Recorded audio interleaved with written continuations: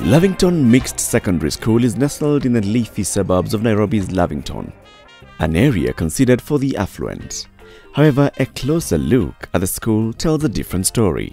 Lavinton Secondary School was started in the year 2008 by the parents of Lavinton Primary School.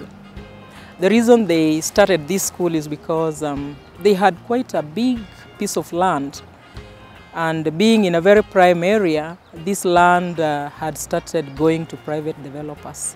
So the parents thought the only way to safeguard it is to start a secondary school. They had allocated 6 acres of land. Now the greatest challenge was that this land we had been given was a swamp. Construction was very expensive. It took us quite a bit of effort to even come up with the 2 classrooms that you see behind my back. And it has taken us about 4 years to be able to put up 2 classrooms. So you see, at that rate, I'm wondering when we shall be able to complete the tuition block of Lavinton Mixed Secondary School.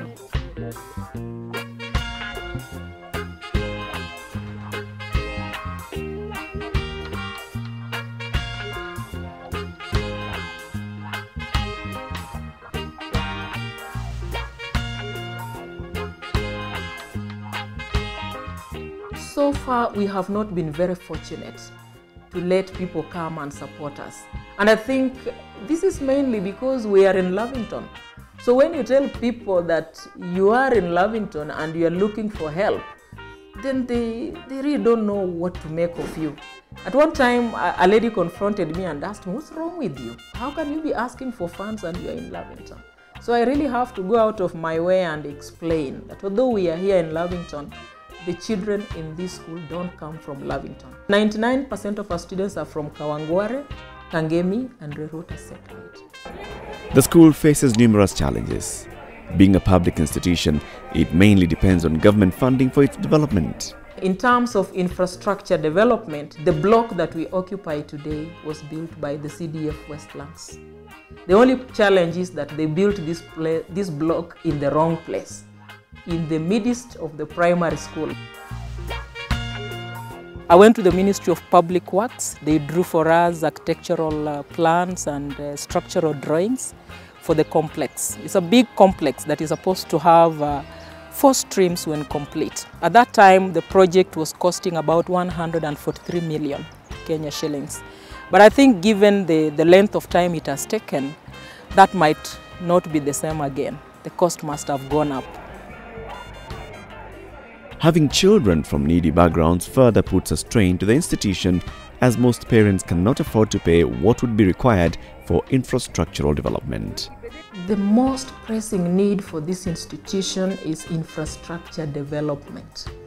If we could get assistance to put up classrooms, laboratories, a library, a kitchen where we can cook food for these kids, we will be very happy. Because that way, then we will not ask for development fund from these children.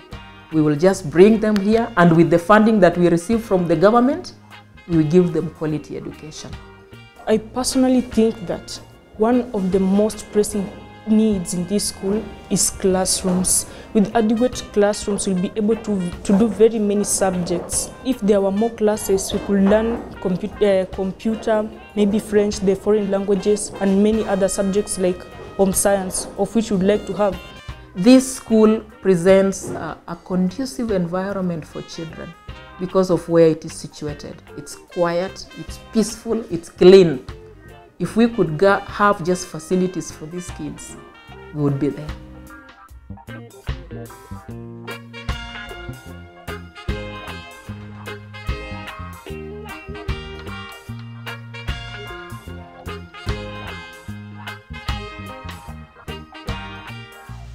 Where I come from, it's not a pleasing place, as I may say, and there are very many challenges there. For example, if I come from here going to home, you find that the parents, they don't have a permanent job. They do their casual jobs. So I also have to step in supporting the family. That is during weekends, and maybe after coming from school, I also have to step in maybe work for someone so that they can also support the family. Where I stay is Kawangware, an area called Coast. My life has not been that easy, but thank God I'm managing. Even though I do not have transport or there isn't a school bus in our school, but I do manage coming to this school on foot.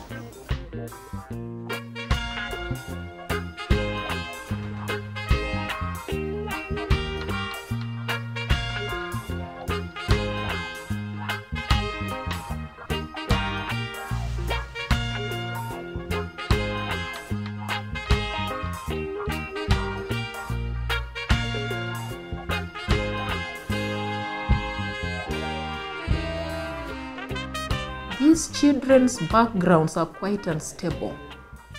You find a child here who is living with friends. The family is not in picture at all.